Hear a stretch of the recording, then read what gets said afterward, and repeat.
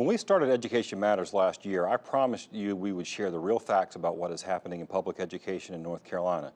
At the Public School Forum, part of our mission is to inform you, the public, about the impact of various education policy proposals, what's good about them, what could be improved, and what's simply a bad idea. We're going to call balls and strikes regardless of who's throwing them. In the case of the 3 a.m. budget amendment we talked about with Senator Erica Smith Ingram, it's an easy call.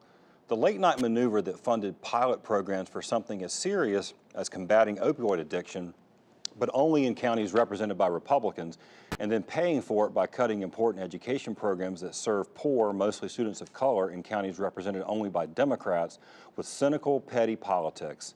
It's precisely the kind of thing that makes people hate politicians and why young people in particular hold our institutions in such low regard. The $1 million for opioid addiction programs could have easily been paid for without a tax increase and without targeting eastern North Carolina counties. The state has a projected $580 million revenue surplus just this year, and the Senate's proposed budget adds another $363 million to a rainy day fund that already stands at a record $1.5 billion. Let's say putting $362 million more into that rainy day fund instead of $363 million could have funded the opioid pilot programs if that was the real intent of Senator Brent Jackson's amendment.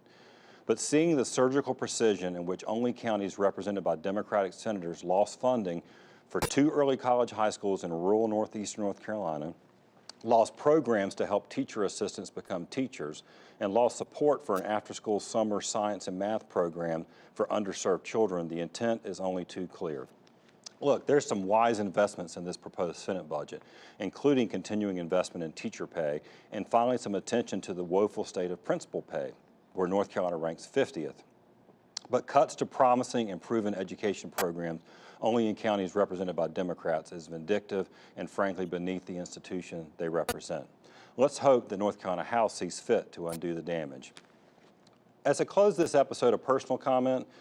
While Education Matters was on break, we lost a good friend of the show. Mark Binker died suddenly and unexpectedly on April 29th at age 43. That's a photo of him on our program just a few weeks ago with me and Lynn Bonner from the News and Observer.